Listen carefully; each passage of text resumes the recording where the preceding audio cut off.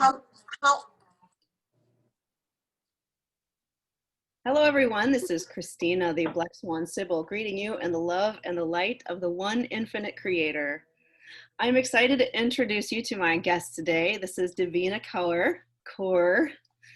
She is the host of the Dear Devina radio show and founder of the Sexy Brilliant Global Revolution. Devina teaches empowerment through self-knowledge, self-love, and radical self-acceptance. Welcome, Devina. Thank you so much, Christy. It's so wonderful to be here. And namaste, hello, bonjour to everybody. Thank you so much for sharing your time with us. Namaste. Thank you, everyone, for coming. So, Devina, you have created this whole line of products to help us to get back in touch with our true self. So, can you tell us the story of how you got from where you were to where you are now? So I run a nonprofit foundation called Sexy Brilliant, and it's probably reversed, but it's Sexy Brilliant, and you can find it on sexybrilliant.org. So what happened is when I used to be a banker, and I had a wonderful job. I was like doing very well professionally, but at the same time, I found that I was not. And now that I look back at it, like 7 years later, almost 10 years later, I realized that there was something missing in it, and what was missing was my spiritual home. So I was miserable. I came back home one day from work, and I was like, I'm gonna kill myself because, I make so much money, but how come I'm so unhappy? And I realized at that time that I was doing everything that I had known in my life. I was doing it to make other people happy. I was doing it to fit into the box. I had an arranged marriage. My marriage wasn't doing very well. My parents lived in India, and I was alone in Canada, and I was just miserable and suicidal. I was a mother. So having that realization that something is not right, and you don't know what the right thing is, but when you start questioning what's not working, you then can have the awareness and consequently the reason to change yourself, your surroundings. So I quit my job and accidentally became a dog walker. And, that's where this journey started of kind of like saying, the money is not doing anything for me. The job is like, I'm feeling empty. I would literally wake up in the middle of the night and have cold sweats. And then I would come back home from this 9 to 9, literally 9 to 9 office, and like have, wanted to like really, I was angry, I was upset. And then like forget parenting, that wasn't working either. So the day I decided to change, the day I said, I'm going to trust the universe, that's when it happened. And I read something on your website, Christy. You said that the universe always works on intention. Mm-hmm. So sometimes it's unknowingly, right? Like I did not think that I would ever leave my job. I was, I accidentally became a dog walker, and I did dog walking full time for 4 years. And during those 4 years, I actually fell into an addiction. So my arranged marriage had ended, and I was lonely. And for the first time in my life, I was like dating or single. I mean, I was also a full-time single mother, but I was also like, had the freedom to choose, to have sex or to have love or to connect with somebody. And where I grew up in India, and I was always told that, your identity is based on having a relationship. Your identity is based on having a man in your life. That's what success is. And I'd already lost the success of the job willingly, but I would also lost, my relationship as well. So I felt like a failure. I felt depressed. And so during this time when I was dog walking, I was also doing a lot of virtual dating, and I became an addict. I started getting highs from having conversations with men online. And I realized that, I didn't realize it at that time, but then whenever somebody would text me and ask me, how are you? It didn't matter that I had like $0 in my bank account. It didn't matter that I was fat. It didn't matter that I was depressed or, like I had no food to feed the family. I just answered back saying, always sexy, always brilliant. Mm-hmm. And that's where, you know, that those words, the words, I didn't know that the words I was going to use would become my reality, and eventually, you know, a nonprofit foundation, a business, a, and I say a business because there's a philosophy behind it. So that's what I mean by business. So, you know, and then through that period of saying always sexy, always brilliant, I was also working with my coaches. I was walking dogs. I was working with my therapist, and healing, right? Like healing is lifelong. So during this healing process, one day I had this realization, oh my God, I'm an addict. I'm a love addict. I'm a dating addict. I'm a virtual, like I get addicted to get highs from virtual conversations with people.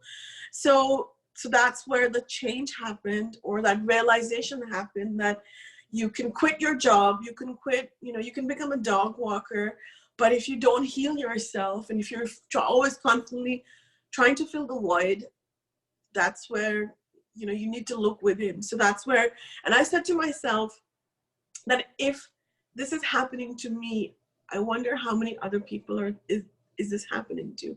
So that's where my journey started.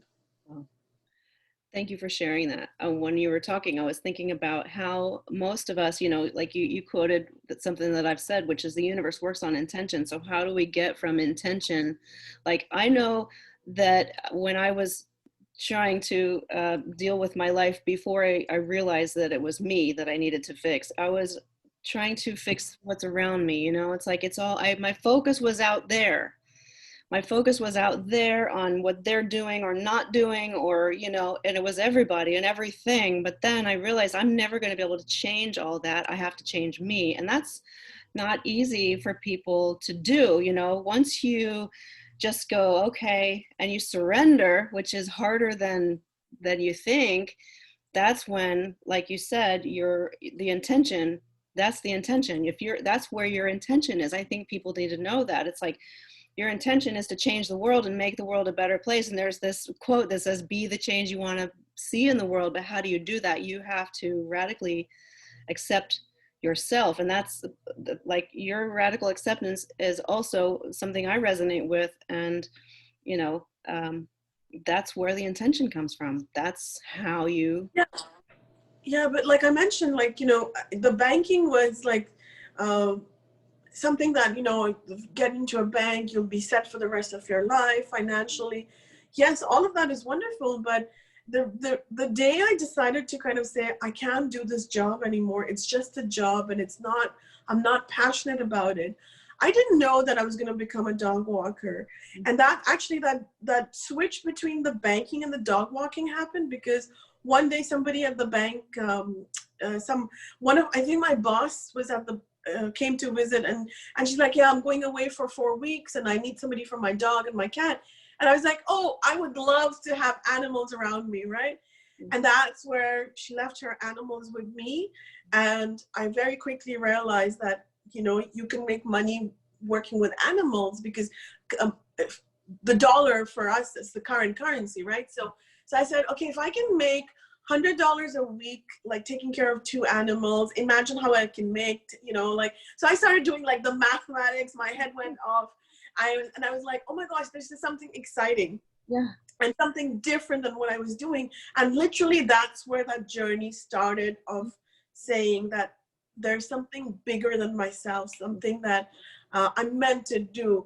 And we don't know what it is until like literally you get this gift from the universe, in sometimes in signs, sometimes in animals, sometimes with people, sometimes something you hear 5 years ago goes off in your head. But the more connected we are to ourselves, the more connection we receive from, you know, our higher self and the creator. So that's where we are. And we forget how it is. We've forgotten how to meditate. We've forgotten how to connect to our higher self. And that's what Sexy Brilliant is all about. It's about the connection to the self. It's vibrating. Your vibe went up when you were around the animals. Yes, it's and then creativity again. Yeah, and unknowingly, right? Like it was not planned. It was not part of my future. I was like ready to become like you know, a super boss, like managing 500 people. And then you're like, all of a sudden from there, you go here and you're like, what just happened? Right. So even to me, it feels like I'm living somebody else's life. But the truth is, this is all me. And Sexy Brilliant, like literally how Sexy Brilliant happened is one day I was at one of my coach's office, and he asked me, how are you? I'm like, always sexy, always brilliant. Yeah. Like really, I walked in and he's like, who says that? Yeah. So then he's like, you need to register that domain name, sexybrilliant.com. So I finished my coaching session and I came back home. I had no idea how to register a website. So I went and I looked up sexybrilliant.com. It was available. I got it. Yeah. And for 3 years, I sat on that domain name. I didn't do anything about it, right? Like I was like, okay, it's there. I was just still healing, still figuring myself out. I went back to university to get yet another degree. You know, so all of these things happened, and then at some point in my life, I just want to share the story. Is at some point in my life, I had this opportunity to go on television, and I did go on TV and everything. And then from there, I had an opportunity to go back again on TV. And then I said, you know what? All of these opportunities are there because I'm calling them upon myself. But what about, like, you know, sexybrilliant.com? Remember that? Yeah. You know, you had this idea about writing a book. Why don't you finish your book, kind of a thing? And that's where, by constantly saying no to a job, a marriage, even TV or whatever it is, that's where we start getting to know ourselves better. Yes. Well, speaking of your book, it's called the first ever X-rated self-help book. Can you tell me why and more about that? So my first book is called Too Fat, Too Loud, Too Ambitious. Which I love. I love that title. And you know what? Like, I've always, I grew up in India, and I've always been ridiculed for the size I am. Like, you're too fat, stop eating, nobody's gonna marry you if you're fat. Mm-hmm. And then we all have these stories, right? Like, you're either too fat, you're either too loud, or you're too ambitious, or you're too thin, or you're too dark, or you're too fair, you know, or you're too much. Like, that's where the world we live in. Yeah. So here I was, again, you know, like the journey started like in Canada, this arranged marriage, and then finally trying to figure out who am I. So the Too Fat, the Too Loud, Too Ambitious it's a self-help workbook. It's about overcoming addictions, overcoming being too fat, and saying, you know what, maybe it's not about me who's too fat. It's about you who's cannot accept me how I am. So I'm constantly changing myself to fit into a box. Right. Well, why? I want to do something different. The box is always changing. Yes, the box is always changing, but what's better than not ever living in a box? You know, like to be able to think for ourselves, to be able to feel all those feelings, and to be able to say, you know what? And especially as women, I find that we women are often told that you've got to fit in to be liked by others, right? Like, you've got to be like a perfect house, a perfect mother, perfect body, perfect everything. But so many of us, you know, like, we don't even like ourselves. Forget loving ourselves, because nobody's taught us how to even like and respect our own self. So this is what the book is all about, like learning how to start respecting yourself and changing your relationship with yourself and your body. Yeah. I think people need to know that perfection doesn't exist outside. You're perfect already. Not if you think you're perfect, that's a judgment. Yes, and so you are perfect. I'm perfect. Everybody who's here is perfect. And the thing is, everybody we're looking at is perfect as well. Mm-hmm. So our goal is to always get to the next level of perfection. And how do we do that? It's through, you know, like knowing who am I, what do I want, and then can I accept myself? Can I accept my ambitious side without putting anything else down or anybody else down? Right. That is very important. Not putting anyone else out, losing the judgment, you know, recognizing You know, if I feel a certain thing, I'm judging. I'm either judging another person or I'm judging myself in comparison, because there is no, you know, there is no like perfect, or there is no identical, you know, we are individual, unique Hmm. people. So, And something I write is how we judge others is exactly how we judge ourselves. yeah. So, you know, when we are constantly talking about somebody's, you're too fat, you're too loud, you're too ambitious, we're actually just like so insecure about ourselves that we are making that judgment on others without wanting to look at ourselves. Yeah. And you know what? Looking at ourselves, looking at myself is the hardest thing we do, right? Like actually, just to mention a little bit, I just got back home from a 1 month extensive yoga camp, and I was at an ashram, and it was one of the most emotionally, spiritually, physically challenging things I've ever done in my life. It was a boot camp.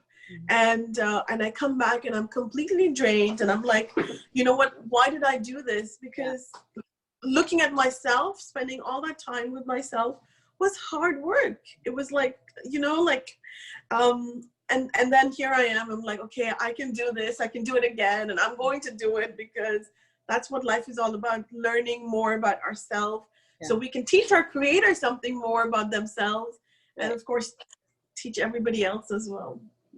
I would say share with others, not necessarily teach. Right. Share. People, it's up to someone if they want to take anything that you share. Yes. So there's a lot of confusion around the term ego, about what it is, what it means, and what to do with it. What is your perspective of the ego?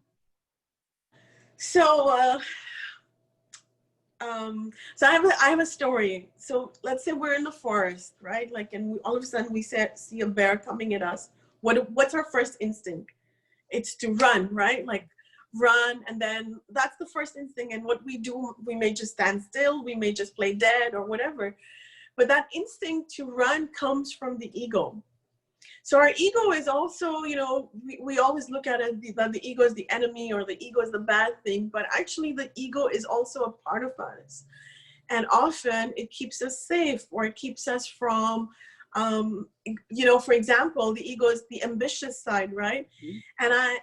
By the way, the ego, what I've realized after overcoming depression and mental health issues, that the ego is very dramatic, especially mine. You know, like, I have a name for her. It's Claudia. Okay. And I actually have a relationship with her. Yeah. Because what I realized is that as through all of this awakening and all of these this learning, is like my ego, our ego is always a part of us. And then the more we connect to our ego side, the more we find out about our love side. And then that separation between the ego and the love, it's a fine line. Often, and I can say this, like often I'll see something on social media, I get trolled a lot. You know, I run Sexy Brilliant, like you cannot imagine the trolling I get. I So bet. when I get trolled, I see somebody comment, and I like, my first reaction is anger. Yeah. It's from the ego side, right? And then when I kind of calm down and I come back and I'm like, oh, you know, like here's somebody who's talking about negatively about me. So then I'm like, okay, why not, instead of like getting angry, having an anger reaction, why not just turn it around and come back to your heart space and realize that everybody is talking from their level of consciousness. Yeah. So it's a fine line, and often we don't even know that we're coming from the ego, but the more we know who we are, know what these messages are, know what the interaction is, we can then have a relationship with our ego. Yeah. And that's why it's also part of radical self-acceptance. It is. Well, Yeah. that's a really excellent way to think about the ego. Thank you for sharing that. So what tips do you have for identifying and dispelling the negative energy in your life? So, you know, we just spoke about the ego, right? Like and having this ego reaction and everything. So that is like, I find that when I'm not at that right headspace, and everything, let's say my day is not going as planned, or I'm having a crisis, something is off, whether it's health or it's one of my relationships or creativity, I find I have like a more, what's the word, delicate? Like I'm more prone to, because I'm out of balance, I'm more prone to outside messages. So I find that the self-awareness, and again, it's a process, right? Like it's a process. When I remember 5 years ago when I was putting out something on social media and somebody would attack me, I would attack them back. But now, like after having this pattern keeps getting repeated again and again, unless you correct it, unless you heal it.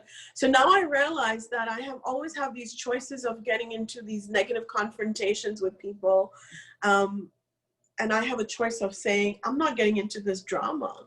You know, it's not going to get me anywhere. It's only going to waste my time, my emotions, add more stress to my life. So why don't I just remove myself from the situation? So that's one way of kind of managing the drama. I don't even like to call it negative energy. I just say drama. And then from there, kind of saying, you know what, recognizing what you need, what you want, and where you're going. My purpose is like, I'm training to have a 5-day weekly show on the radio. So I have a big project ahead of me. If I get into these interactions with negativity, I'm not going to be able to live my purpose. So that's part of having that recognition, that awareness. But also, like the other day, I was having a crisis with one of my I can mention this, right? Because we're on lots of women here. I was going through my period, and I was just having a very emotional day. Like it was new moon. I was crying. I was meditating in the morning, and like I had tears flowing down my eyes, and this continued like kind of for like in the morning. So I reached out to my therapist. I'm like, Dr. Jenny, can you please take out time? I know it's Saturday, but something's wrong. So, you know, that having this awareness that something is not right and you need that support from outside, you can then say, okay, you know what? And I tell you, Christy, like 1 hour, 30 minutes of talking to my therapist, I was crying. The next 15 minutes, she was like, we were talking. And then the 15 minutes after, I was laughing. So, so it was so quick. It was like the healing happened so quickly. And I was like, wow, like I've never had this so much emotion come through and then heal from it so quickly. But this is the thing, we need that support. We need to have our outside resources to help us so that we can find our equilibrium, our balance. And it's a constant journey, right? Like every day is a new day, and every day there's, you know, the universe is kind of always testing us because it knows what's right for us. We're all here with a bigger purpose. And when we realize that, that's when shift happens. You know, you made me think about the word karma. Can you, like, would you apply that word to what we just talked about? Or do you have a perspective on karma that you can share? So this is such an interesting word. It's coming up everywhere in my life, including, you know, the yoga camp and everything that I'm reading. So we are all here with a karmic records, right? Like we're all here with our past karma. And, you know, we think that karma is just this lifetime. Actually, it's all related. We're all connected from our, I don't know, 100 lifetimes. I don't even know how many lifetimes actually. And maybe you can talk about that, Christy. But what I realize is that the good that I do in my life right now, and I'm not saying that I never do bad, like shit happens, right? Like the other day I hurt somebody, one of my good friends, and I said something and it hurt them. So, and then that reason came up. I was like, why did I do it? And I was like, oh my God, past karma, right? So we are all here to learn, to grow. But then how do we change our karma? It's by doing good right now, so that we are starting to clear our karmic, karmic records, karmic slate, karmic debt, thank you.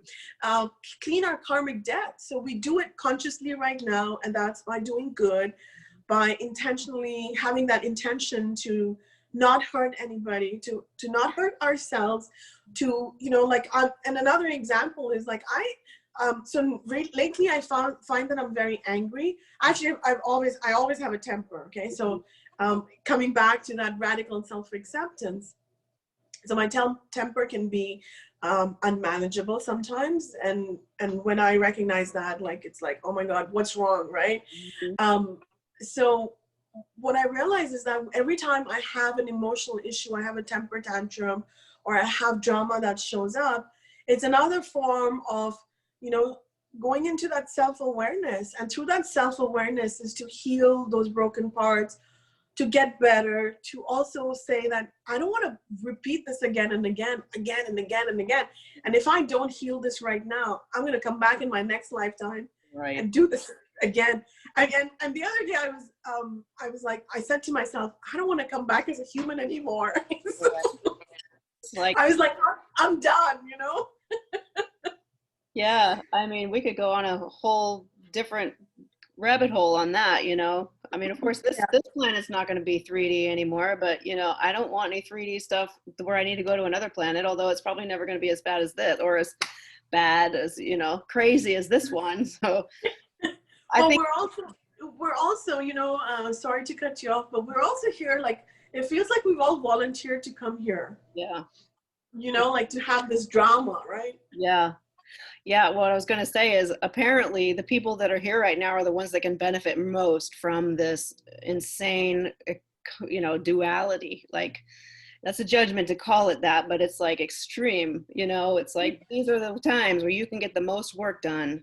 So yes, on yourself, right? And what's more important than working on yourself? Right. So we forget that because we are so busy making money, the perfect house, the perfect relationship, the perfect car, whatever, the perfect garden, which is all very good. But at the same time, and those are everything's a part of our life, but we forget to fulfill what we are here for, which is ourself. Yes. And the reason we're here. And I mean, if this time is teaching us anything, it's about being aware of our addictions. Mm-hmm. Yeah. It's all about the evolution. So what can you tell the viewers about forgiveness of yourself or for yourself and others in order to heal all that? It's such an important lesson, right? Mm-hmm. So when I mentioned that I have anger issues or sometimes I'll have difficulty managing my emotions, and that anger is also, it's also like about, how do I say it? It's about, for me, it comes out in anger. For some people, it comes out in bitchiness. For some people, it comes out in, wrecking the wall. Whatever it is, we've all got these emotions that we have to process and learn through. So one of the things that I'm do is every time I find myself I'm having a reaction, I first, like, I'm like, okay, every time you have a reaction, you're like, this time is better than the last time. The management of that situation is better than the last time. But also is to see that, what is the root cause of this, right? Like, where is this coming from? Is it because I didn't eat? Is it because I didn't have, none of my needs are not met? So what is it? And the questioning gives us answers. And then very important is to forgive myself for that anger issue, or to forgive myself for that mistake I made, or, like, I'm angry at myself. I mean, oftentimes the anger is myself, right? Like, the work didn't go according to plan, or I hurt somebody, and then I have a hard time forgiving myself. But unless I forgive myself, I cannot move on. So one thing that I practice, and Christy, are you familiar with Honokuno? I've heard of it, but I've never looked into it. So I practice this, and I've been doing it for years, and that's where actually the blue bottles come from as well. So Honokuno is a Hawaiian practice of forgiveness and reconciliation, and it's very simple. It goes like this: you repeat it silently, and you repeat it for a moment of, let's call it darkness, or something you want to heal, forgive, change. It's about 4 sentences. I love you. I'm sorry. Please forgive me. Thank you. That's it. And you repeat it silently, and you repeat it as many times as you need to to feel better about yourself. So I find myself practicing a lot of that. I'll go for a walk and I'll kind of like just, do the chant or the prayer, the mantra, and that helps me as well. So it's about forgiving yourself and then forgiving things you cannot change, people you cannot change for hurting you. Well, thank you for sharing that. I'm all about mantras. I use those a lot. So another question I have for you is, what do you tell people about accepting your spiritual, sexual, and ambitious sides without compromise? Oh my goodness. I'm actually writing a blog about that. Like, do I have to choose my spiritual side, my sexual side, my ambitious side? Like, what's going on? I'm so glad you asked me this question. So listen, as women, we are, like, I had an arranged marriage, and like, as women, we are so often told that you cannot, let's say sex is a bad thing, or sex is dirty and taboo, or sex without marriage is another taboo, right? We've got all these beliefs. The system is broken. Now, when we have to deal with a broken system, most of us are happy to be fit into that and live that. I was there as well, right? And live in that box again. But what about recognizing that actually sex is a beautiful thing? Lovemaking is a beautiful thing. You can reach your spiritual highs through a good, an orgasm. And of course, if you're a man watching this, it's important to recognize that as males, the best orgasm that you can have is the orgasm that's within you, the inside, without an ejaculation. So do read up on that. So lovemaking, sexuality is a beautiful, orgasmic, higher purpose thing. But when we have the shame and the stigma of, that a woman, especially I'm single, and like I'll get a lot of comments, you must like have 500 lovers a day. And I'm like, who has the time for this, right? Like, so you get judged a lot on, like, I run Sexy Brilliant. You cannot imagine what it's like. So there's a lot of judgment, and then you're like, well, your judgment is just a reflection of your own self. So I'm not going to go there. But it also makes me realize that we as humans have so much more work to do on ourselves, on understanding who we are, what do I want, what do I need. And there are some people who do not enjoy sex. That's perfectly okay too. For some women, the ambition is to be a mother. That's perfectly okay as well. It's, unless we know who we are, we cannot, work on ourselves, change ourselves, find our better half, know who we are, what purpose we're here for. So that's really, really important. And no way am I saying that monogamy is for everybody. I'm monogamous, but it's, even if I'm polyamorous, it's hard to be polyamorous when you're single, right? Yeah. So I get a lot of these things, right? And then I'm like, you know what? I would love to be in love and to live in love, right? Like, what's better than that? But the thing is, it's especially as women, we are at some point we kind of have to. And I know there's a lot of men watching this as well, and I want to tell the men too that if you have women around you, make safe space for them. And for the woman, it's like, allow our men to be vulnerable, to be real, to be authentic. Like, a relationship is about not just, like, accepting the masculine side and then dimming your feminine light. It's about the divine feminine and the sacred masculine coming together. So we've all got many things to learn from each other. Part of what we women can do is we can learn a lot about logic, about strategy, about ambition from our men. And I'll give you an example. I have a community garden. So this year when we were planting, I saw, I walked around and I saw the gardens. And when I realized the gardens that are owned by men have a system to it. Like, everything is very systematic. The tomatoes are here, the cucumbers are here, the green beans are here. And I was like, whereas as women, we are more like a little bit all over the place. We don't have the same strategy, right? So I saw this and I was like, wow, this is something great to learn from my neighbors, both men, and to see how I can become a better gardener Yeah. how I can have more harvest from this, you know, this little piece of land. Yeah. So this is what you know, I was able to learn from my neighbors. And then when I saw this, I said it to them. I said, listen, I saw your garden and I learned from it, and thank you so much. They were like, oh, so great, wonderful, right?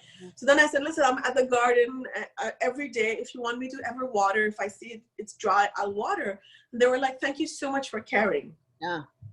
So as women, we are, most of us, and I'm not saying all, like most of us have this nurturing, caring part to us. So we just have to accept that and then share our gift. Yeah. And what better than in our community garden, walking our children home from school, or, you know, whatever the little things we do around us in our community. Yeah. That's where that change of acceptance happens. That's where we learn and we grow from. So even with these difficult times, we humans need other humans to survive and thrive.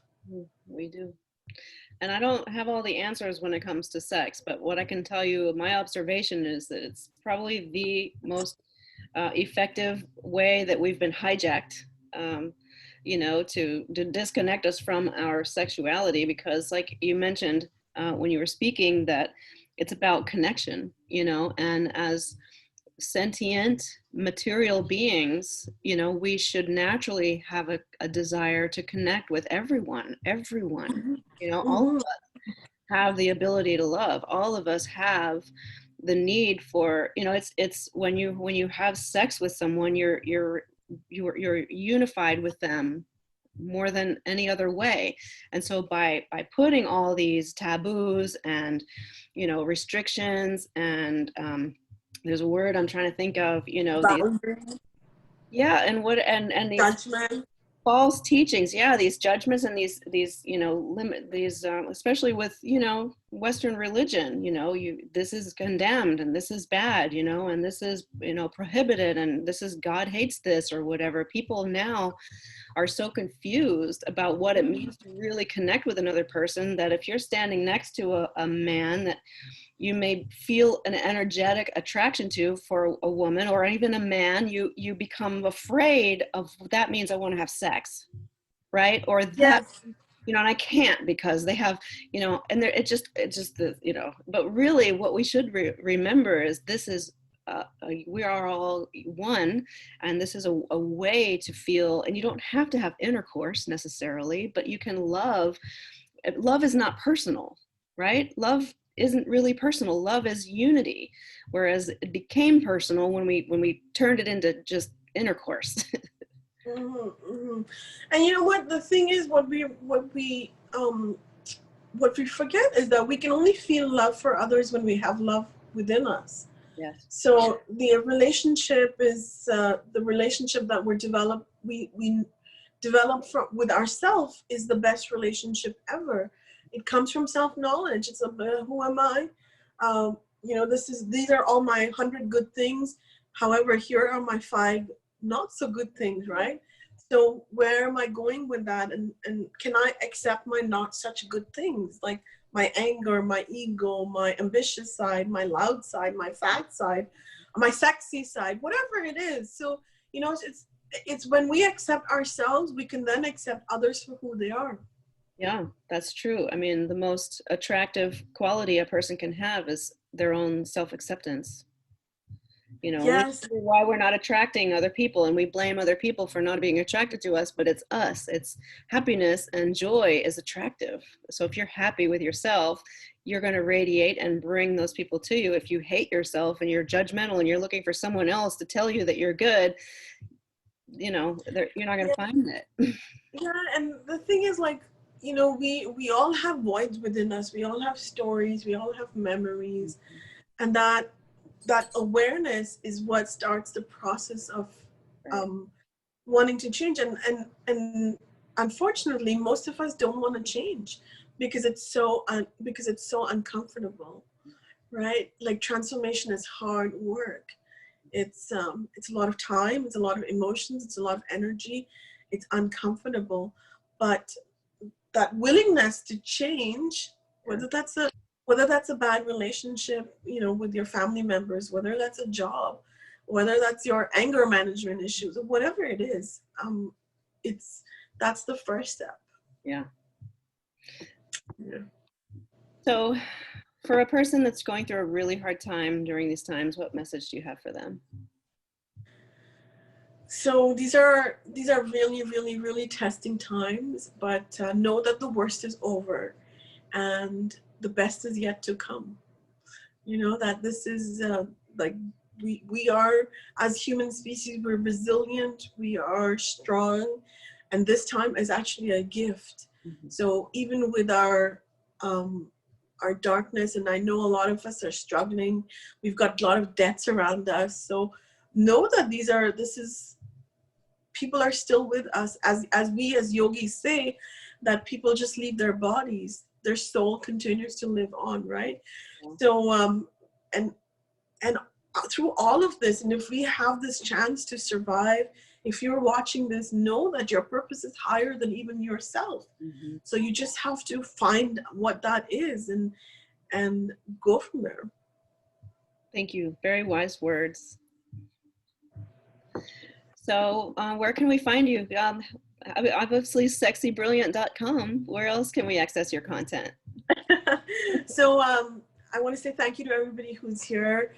And Sexy Brilliant is a registered nonprofit foundation, and our mission is to remove toxic shame. So, you know, so many of us are struggling with mental health, and so many of us are struggling with, you know, being fat or being too ambitious or being too loud, or even hiding ourselves, our feminine side, our masculine side. My goodness, the list goes on, right? We've all got stories. So we're here to support you in any way we can. We've got courses, we've got books, we've got lots of free videos, blogs. Of course, it's sexybrilliant.org. And as a thank you for having me on your show, Sybil, I'm giving away this book, signed copy of my book, Too Fat, Too Loud, Too Ambitious. So whoever's here, please reach out to Sybil and say that Christy's Black Swan Sybil. And to say that you watched the show and that you'd like a copy of the book. Wow. It will be my pleasure to send it out free of cost wherever you are in the world. Wow, that's a beautiful gift. Thank you. Yeah, and you can of course go to Too Fat, Too Loud, Too Ambitious to read a chapter for free. Nice.